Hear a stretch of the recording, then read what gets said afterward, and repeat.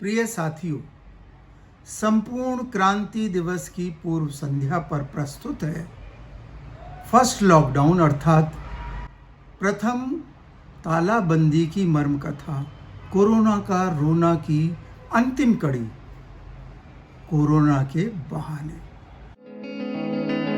Hello,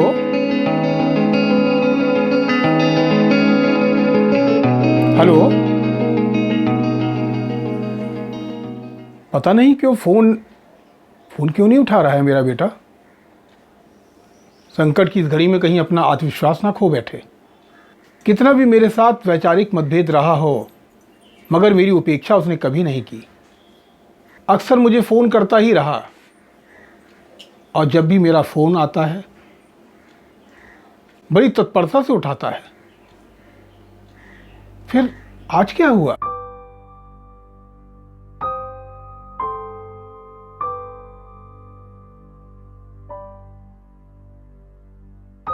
घंटा भरते लगा रही हूँ, भैया का फोन ही नहीं लग रहा। मतभेद तो हैं, होते ही हैं। उसका और मेरा जो भी मतभेद है, उसका छोर सरलता से पकड़ने के लिए उसकी इस बात पर सोचना भर काफ़ी है कि वो अक्सर मुझे यही ताना देता रहता है, जो आदमी अपना घर ठीक से नहीं संभाल सकता, वो किसी बड़े क्रांतिकारी काम में योगदान देने या उसके कार्यभार का काम संभालने की बात करे तो वो केवल लफाजी है, लफाजी।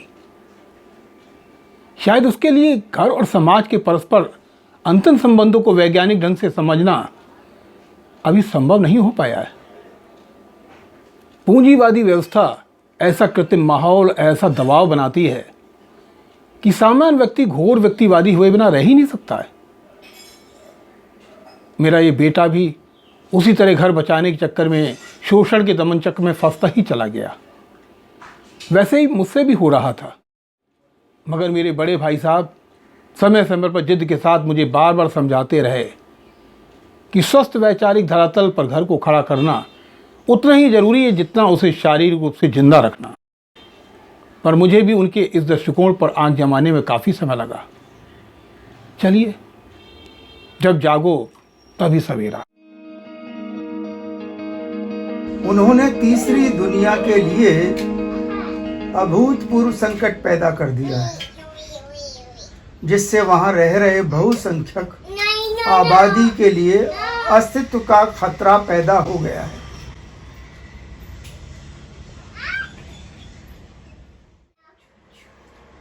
मैं और मेरा छोटा भाई संकेत, हम दोनों ही परिवार में अलग थलग से पड़ गए हैं। इन दोनों बच्चियों के मर जाने के बाद तो मैं तो कहूंगा कि राज्य द्वारा उनकी हत्या कर दिए जाने के कारण। घर क्या, अब तो पूरा गांव ही दोष दे रहा है। क्यों भला? तुम्हारी वजह से तुम्हारे छोटे भैया भी वो झंडा उठाकर चल पड़ा है अपने घर परिवार को छोड़, जैसे कि बहुत बड़ी क्रांति कर ली उसने आज तक।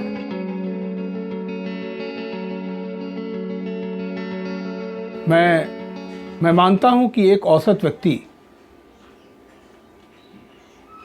व्यक्ति की तुलना में मुझसे अपने घर की अवहेलना कुछ ज़्यादा ही हुई है। मगर घर को प्रगतिशील आबो हवा से स्फूर्त रखने की कोशिश में मैंने अपनी पूरी ताकत झोंक दी है, जिसे अब मैं भी अपनी भाई की तरह सबसे जरूरी समझता हूं। अगर मरना ही है तो एक योद्धा की मौत मरेंगे। बेशक वहां भी उतना सफल नहीं हो सका जितना मैं हो सकता था। समुद्र के किनारे की बालू पर ख्यालों का खाका खींचता रहा और विसंगतियों की लहरों की चपेट में बार बार उसे मिटता हुआ देखता रहा। पूरा गांव ये भी जाने तुमने अपने गांव के बालकों को तो लिया ही, और आसपास के बालकों को भी डाल दिया इस बेमतलब के रास्ते पे। मगर फिर भी ठहरा नहीं। गहरे तक ये महसूस करते करते कि अपने इर्द गिर्द बह रही इस मध्यम वर्गीय सोच की लहरों को रोकना मेरे अकेले बस की बात नहीं है, मैंने इस आत्मघाती लहर से लड़ने के लिए संगठनात्मक शक्ति से लैस होना नितांत जरूरी समझा। सामूहिक संघर्ष के महत्व को समझा। तब एक सही रणनीति के तहत मैंने घर की सीमा का विस्तार कुछ और, यानी कि यहां तक किया। कितना हो पाया अभी कुछ कह नहीं सकता। तू भी ऐसे ही सोचे। मुझे सोचने का टाइम ही कहाँ मिले। यार टाइम तो पर तुम्हारा सारा वक्त ये टीवी खा जाए। हाँ। सोचा जो दे रहे हो। तुम भी अपनी बात इस टीवी के मार्फत से क्यों नहीं बोलते? कौन रोक रहा है तुम्हें? रोक रहे हो हम, और पूरी ताकत से रोक रहे हो। कौन और कैसे रोक रहे हो? तो मेरी बेटी समझाएगी अच्छी तरह। अरे समता,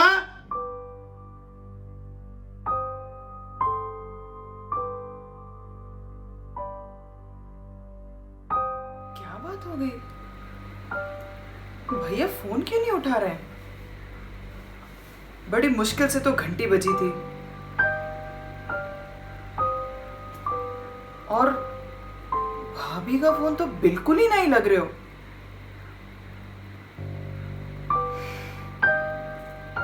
अभी पिछले हफ्ते तो मैंने उनका सिम रिचार्ज कराया था।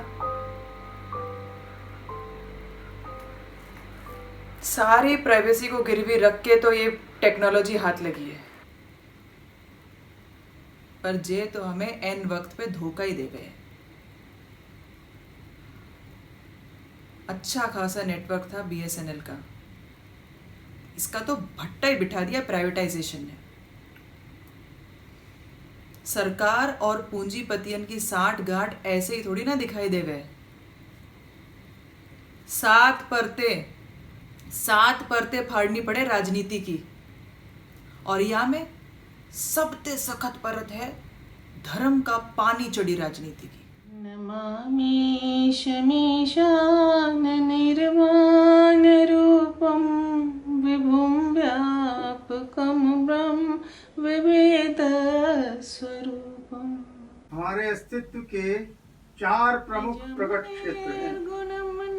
पर्यावरण और प्रकृति के क्षेत्र में संकट, चिदाकाश माकाश वासं भजेम, निराकार मोंकार शोषण, वर्चस्व और अस्तित्व का संकट, गिरा ज्ञान गोतीत मीशं गिरीशं, करालं महाकाल कालं कृपालं, गुणागार संसार पारम। जीवन शैली के क्षेत्र में संकट। हे भोले बाबा, पैदल चलवाए के पहले तो मेरी दोनों पोती छीन लेते ने, अब बेटा बहू को भी नया अंदर 1.25 महीना है गयो जो मेरे बेटा बहू को बॉर्डर पे फंसवा दिया था ने।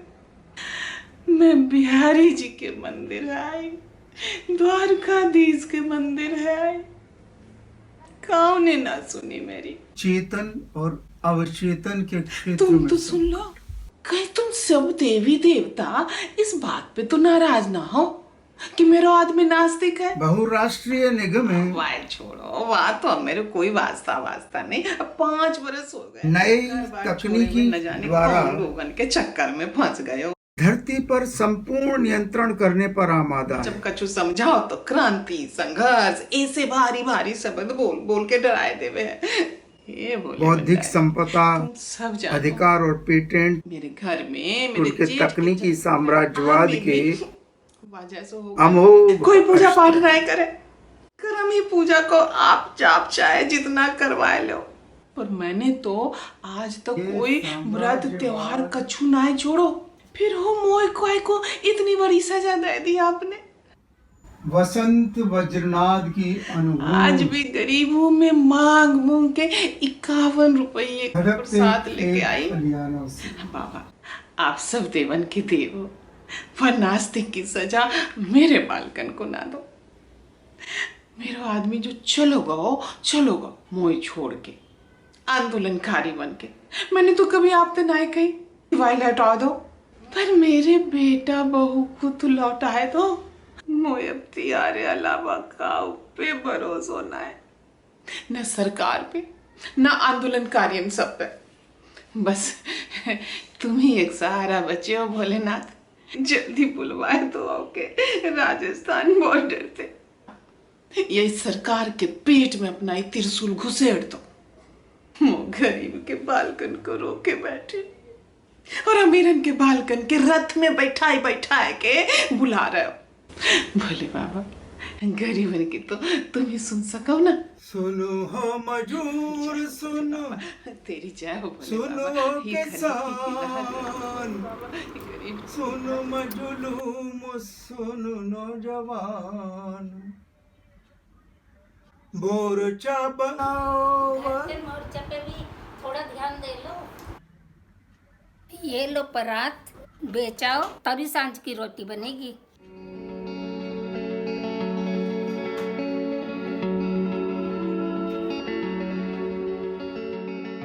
और ये तांबे का जग अपने दद्दा का बेचाओ।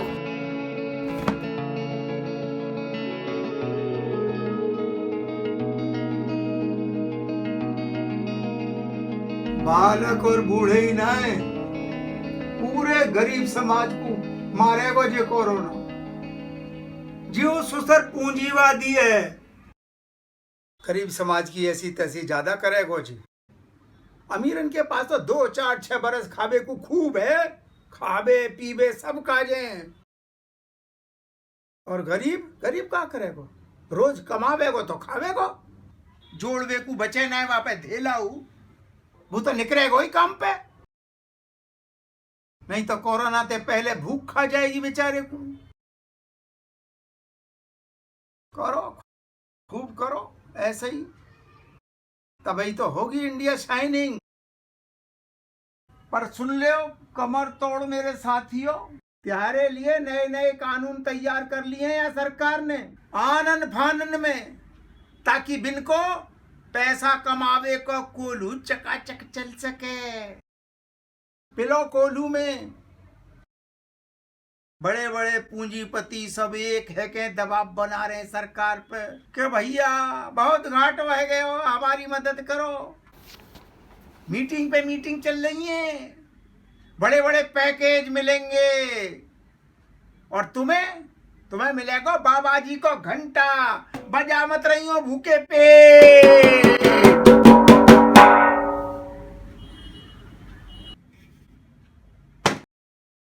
क्या करें, खूब समझावें हम तो, पर कौन समझ रहा हमारी। खूब कहें संगठित है जाओ, संगठित है जाओ, पर कोई सुने ना है। झेलो फिर। ऊपर से अब तो यह कोरोना ने हमारे संगठन की पीठ में छुरा भौंकने में कोई कसर ना छोड़ी। संस्कार सेट किए जा रहे हो, लोगन को अलग अलग करवे। और जे पूंजीवादी मीडिया जी या दूरी को फिजिकल डिस्टेंसिंग की जगह सोशल डिस्टेंसिंग के नाम पे पुकार रहे हो। फिर तो ना कोई आंदोलन ना कोई विरोध, और डिजास्टर मैनेजमेंट को फंदा ऊपर ते अलग कर ले हो बेटा, क्या करोगे।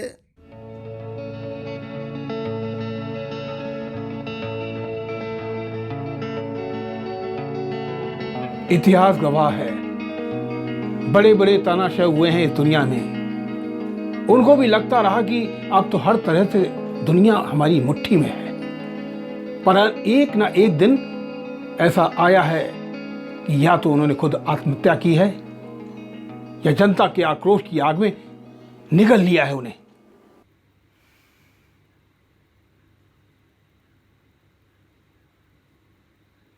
ये देखो, खुद डॉक्टर ने वीडियो बनाकर पोस्ट की है।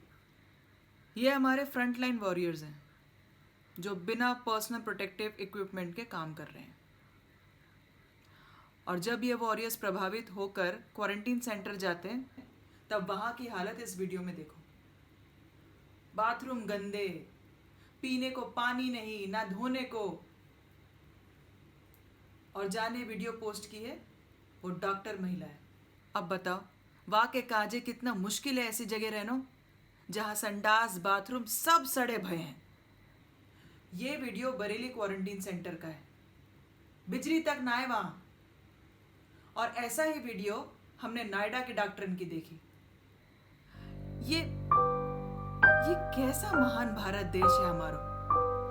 अरे जे ना कह रहे कि हेलीकॉप्टर से इन पर फूल बरसाओ, जे तो सिर्फ इतना चाहते हैं कि जितने पैसों में हेलीकॉप्टर उड़े हैं उतने पैसों से इनके लिए जरूरी इंतजाम करवा दो। आखिर पीएम फंड में इतना पैसा आ रहा है, वो जा कहां रहा है? क्या आगे आने वाले चुनाव में इस्तेमाल होगा? ऐसे सवाल उठाएंगे तो जेल में ठूस दिए जाएंगे। अभी हमने कश्मीर के कुछ पत्रकारों को बेवजह गिरफ्तार किए जाने की क्या आवाज उठाई तो हमें भी रोज रोज थाने बुलाकर परेशान कर रहे हैं। इस चक्कर में मथुरा भी नहीं जा पा रहा हूं, वरना कानपुर से मथुरा कितनी दूर है। घर पे तो किस तरह का रोना धोना चल रहा है मैं ही जानता हूं।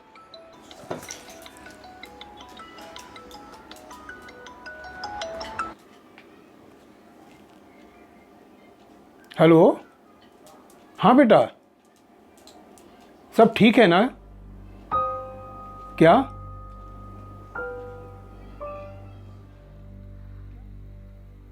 भैया भाभी फोन ही नहीं उठा रहे।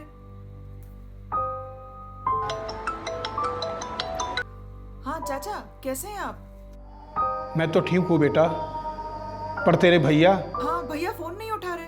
तू फोन मत कर, मेरी उससे रोज बात होती है। चाचा बस भैया भाभी को आने दो, फिर तो मैं वहीं आकर रहूंगी और आपकी पार्टी भी ज्वाइन करूंगी। मेरे अंदर की आग अब वहीं आकर बुझेगी। गलत कह रही हो बेटा, इस आग को कभी भी बुझने मत देना।